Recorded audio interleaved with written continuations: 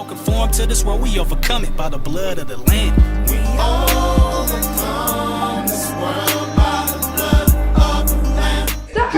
This is actually not fair. I'm not gonna lie, because I could do this as well. My show. Then it's like It's my show, so just humble yourself. that's wow. Right. So we've got to do a clap to get sounding. See? You didn't have to join in the clap. you weren't included. This is the church Mandem, the church Galden. Not featuring. Church Mandem featuring. You are a guest. You are a guest. No, don't do that. You are a guest in this show. Anyway, guys. K thought it was praise and worship. Can I start the show? Oh my gosh. Anyway, guys, welcome to the first episode of the Church Mandem podcast. We are the pro-truth, anti-church weirdness movement. And so today, why you got bending up? So today we want to discuss some subjects. Calories for this, man. Can I finish? Today we want to discuss some subjects that are not talked about, but are happening in the world. And so we want to give the Church Mandem perspective. And I'm not going to call you Gyaldem because that sounds a bit more vulgar than Church Mandem. But we do have a sister with us today to discuss one very specific issue. But I'm going to hand over to Nathaniel because today's topic is MGTOW, which is Men Go Their Own Way, and Aisha Curry. Because we're going to start with the MGTOW and explain to you what that is. And then we're going to get into some Aisha Curry. So Nathaniel, give us some brief facts on the MGTOW movement and your view on it. Well, first and foremost, I think they call it MGTOW. MGTOW, yeah. I did a little Wikipedia thing and I saw it's pronounced MGTOW. So I thought, okay, we'll go with that. Yeah. But before I go into that, no, honestly, I just want to say this quickly. Did any of you see the Houston game yesterday? Did you? The choir. Not the Houston, the choir. Listen, I saw that live, yeah. Did you see the amount of magnetism on that rim? I'm so sorry. Only superstars do that. The magnets on that rim was not real. Okay, this kid's just like, why have I been left out? I'm sorry. This is the part where this is the bounce was crazy. I mean, when the crowd went silent for a second, I'm pretty sure I could hear bzzz, the force field of the magnets just drawing the ball in. It was crazy. I saw it live. Oh my gosh! Wow, incredible. Wow. Sorry, Kay. I had to go there. I haven't had the chance to. This is to express. We're here now. Yeah. Right. MGTOW, man. Embiid crying though was a madness. Embiid, wow. A big 7-foot baby, you know, his face was just so bent up as well. His eyes were so red. I said, whoa, that's a plantation face right there. Anyway, let me know. I'm going to show you. Let me know. Plantation. That's struggle. That's I'm on the field face. That's like just. We might not get past episode 1. I just had to go there though, because the emotion this morning I was just I can't. It's gonna be a meme. We're showing the face now. Nathaniel, continue, man. Okay.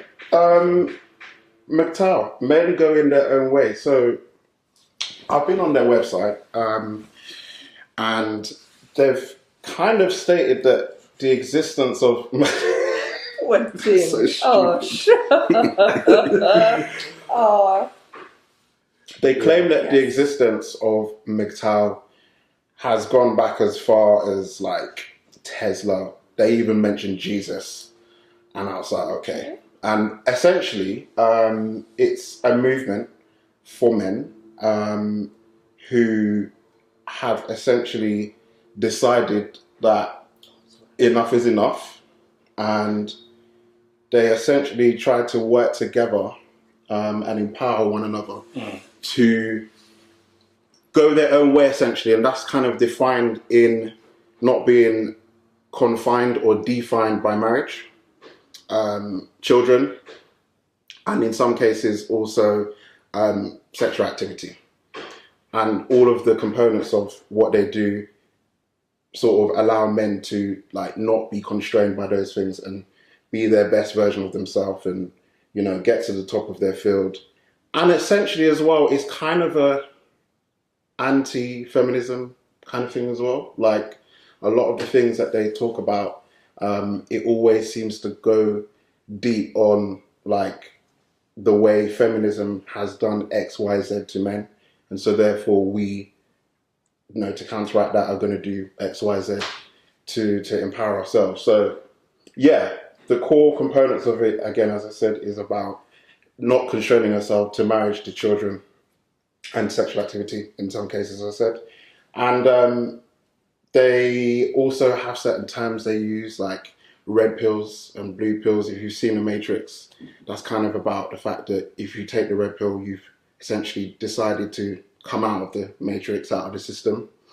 And blue pills are people who are kind of like, they're not really that serious. It's like, okay, you're just still a system guy. So where do you think this has come from, and where do you think it's going? What's your opinion on this?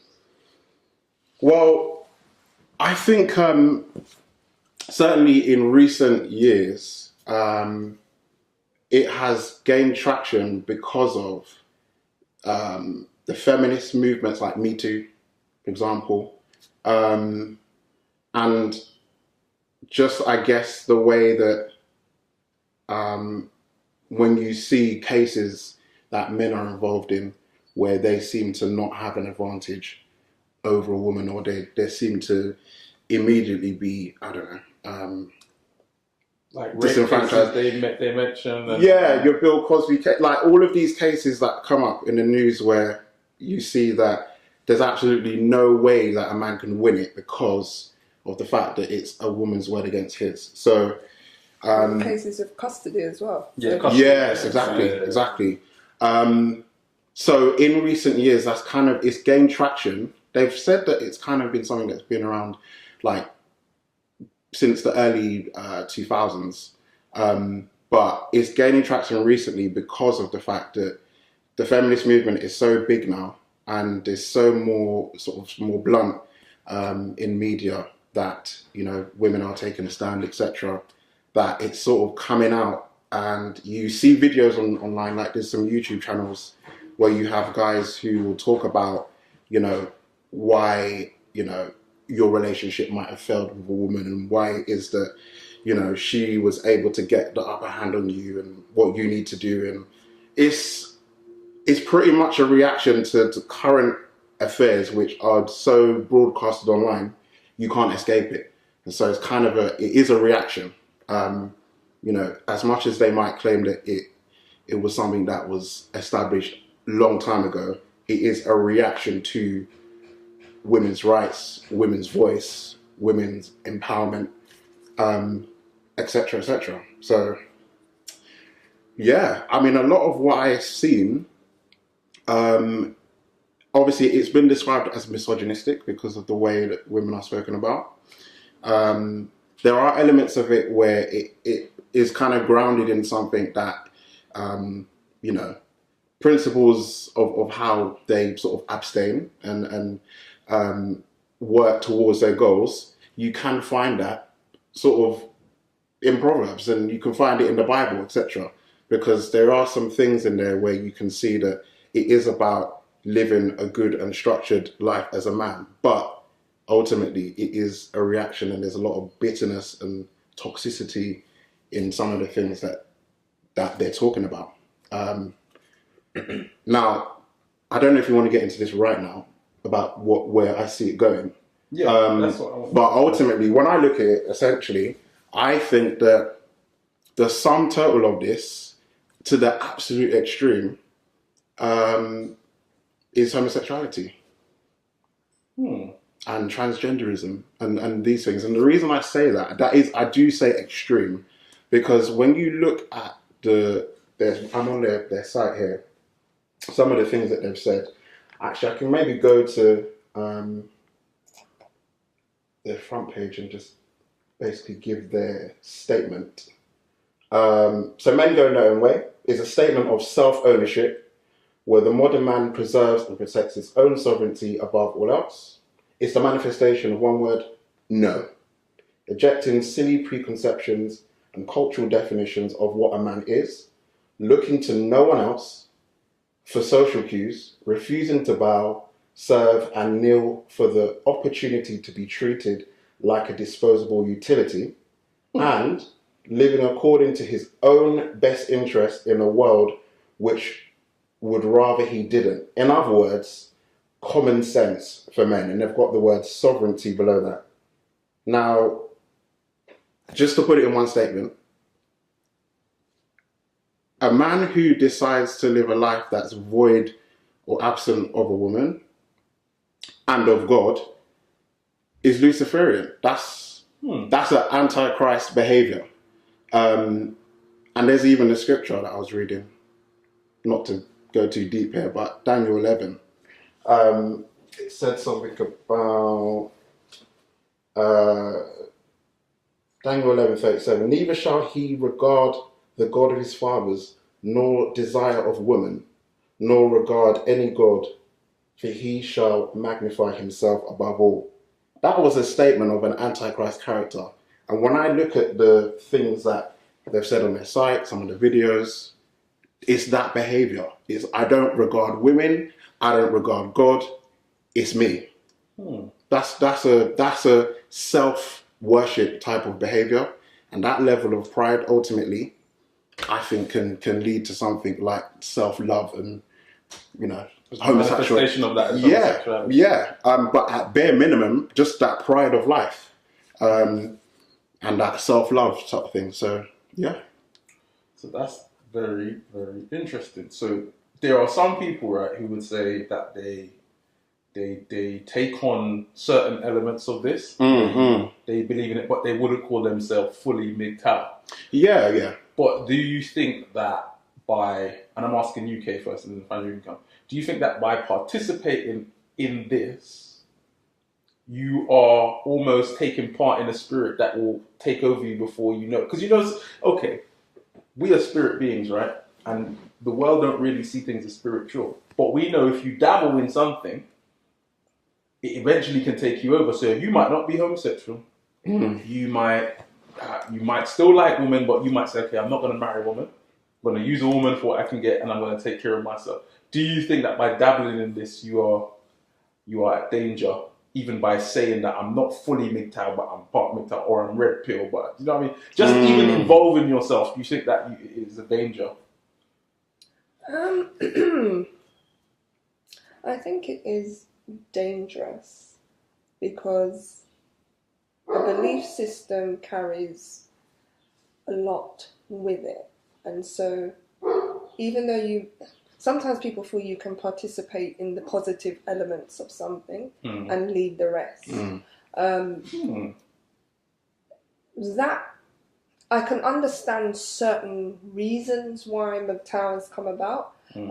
Some things I can't dispute, some things I agree with, but I think once you get to a place where you are pushing away God and God's order, balance, pushing away the opposite sex, and you take on this very, I think you said it earlier, this very, I am God's spirit and I can do without. That is dangerous. So even if you take it in a small part and you take the positives from it, I do think you run the risk of being drawn deeper. And then I can understand, like I said, I can understand why it's come about, but I believe it's a slippery slope into going down a path that you didn't intend for. Right. And therefore, you may end up where you never imagined you would.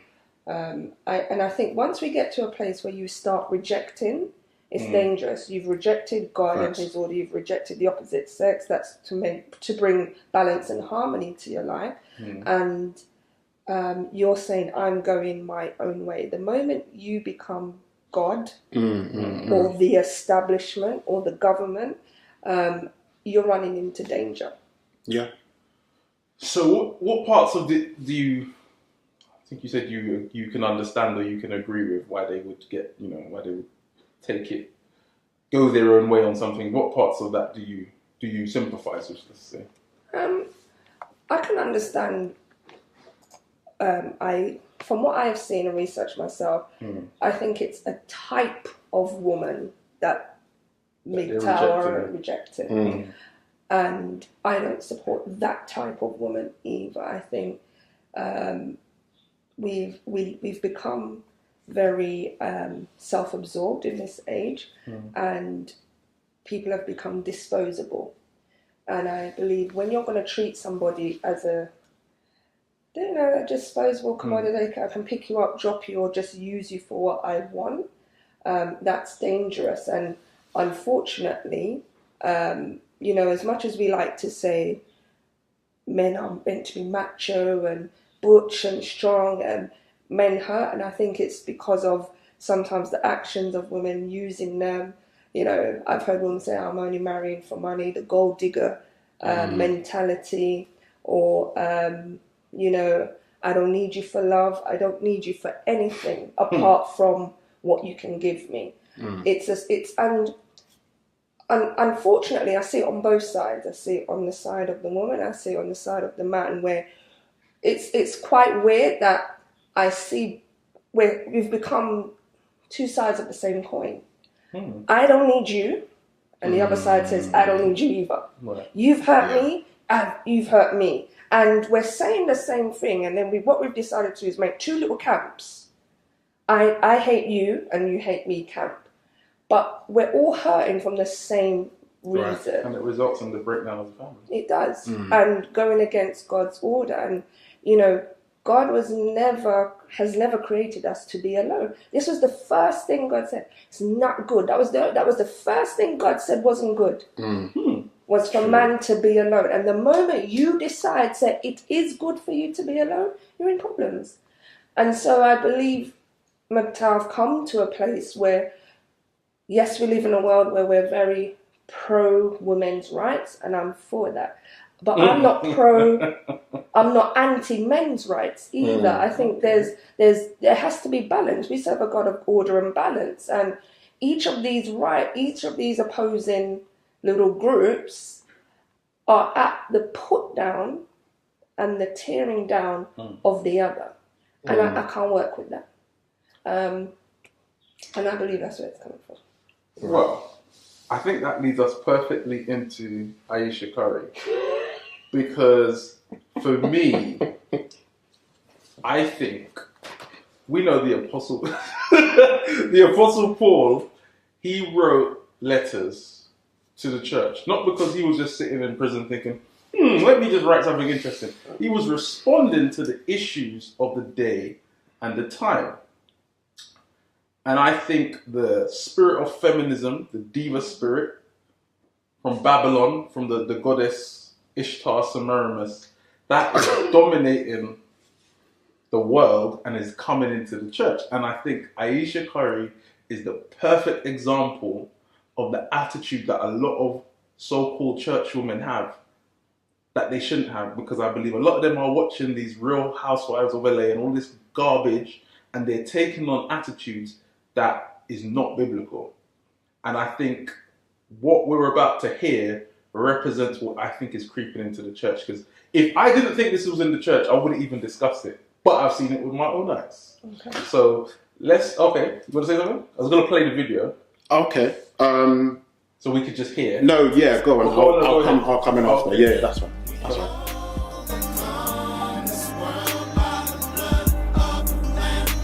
I don't know what the discussions are in the house, but you're kind of saying I'm not happy with my life at the moment, and my husband does not have enough to give me for me to kind of be, because if you've got the business, you've got the attention at home, and you've got everything, children. You don't say that. Like, okay, you feel that way. Hear what though? But why would you publish that? Oh, and I just want to go. The haughtiness of Eve. Let me just this go. This is what's coming back, because women are not satisfied to be women. You want to be a man. You want to do what a man's supposed to do. No, play your position. So tired of this now. Not point guard. Stop trying to teach men. Not shooting guard. Teach the young girls in church. Let the men teach the men.